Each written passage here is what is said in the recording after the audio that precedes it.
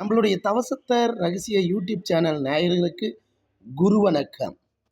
இன்று ஒரு நல்ல பதிவு போட சொல்லி பக்தர்கள் கேட்டிருக்காங்க. ஐயா, கழிவு தண்ணிலாம் ஊத்துற இடத்துல எந்த மாதிரியான செடி இருக்கக்கூடாது, எந்த மாதிரியான செடி இருக்கணும் அப்படின்னு கேட்டிருக்காங்க.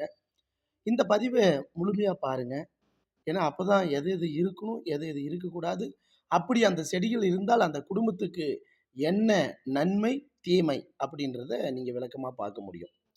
அதாவது பாத்திரம் கழுவுற தண்ணி, நம்ம குளிக்கிற தண்ணி, கை, கால், முகம் கழுவுற தண்ணி.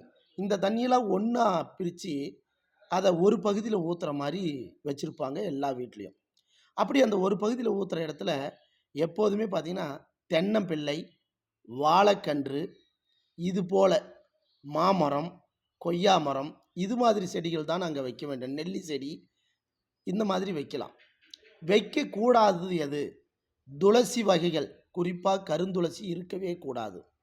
அடுத்தது நித்தம் கல்யாணி செடி, பவளமல்லி செடி, அடுத்தது வெத்தலை கொடி செடி, தொட்டாசினிங்கி செடி, இந்த மாதிரி செடிகள் அங்க இருக்கக்கூடாது. அப்படி இந்த மாதிரி செடிகள் அங்க இருந்தால் என்ன தீங்கு நடக்கும் அப்படின்னு பார்த்தீங்கன்னா, குழந்தை பிறக்காது.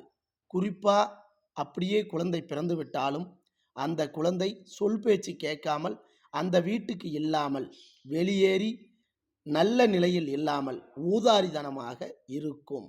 குறிப்பாகவே குழந்தை பிறக்காது அந்த குடும்பத்திற்கு. அதனால தயவு கூர்ந்து இந்த பதிவு பார்க்கின்ற என்னுடைய மக்கள் அனைவரும் தெளிவாக சிந்தித்து முடிவெடுத்து சரி பண்ணி வாழ்ந்து வாருங்கள்.